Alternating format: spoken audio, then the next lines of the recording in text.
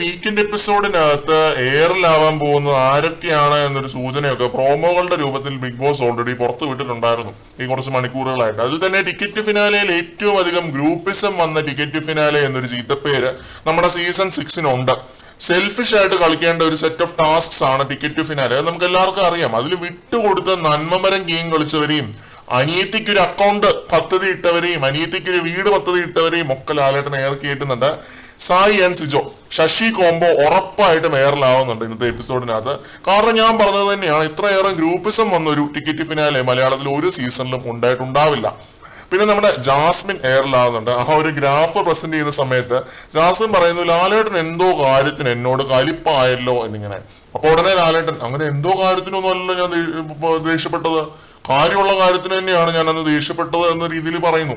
അത് പറഞ്ഞതും ജാസ്മിന്റെ മുഖത്തുണ്ടായ വാട്ടം പ്രോമോയില് വ്യക്തമായിട്ട് കാണിക്കുന്നുണ്ട്. അതുപോലെ നന്ദൂട്ടിയെ തേച്ചൊട്ടിക്കുന്നുണ്ട് ലാലേട്ടൻ. ഒറ്റയ്ക്കാണോ കളിച്ചത് എന്നൊക്കെ ചോദിച്ചിട്ട്, വെണ്ണില കൊമ്പിലേരാപ്പാടി ഇന്ന് നീയേട്ടന്റെ ചിങ്കാരി.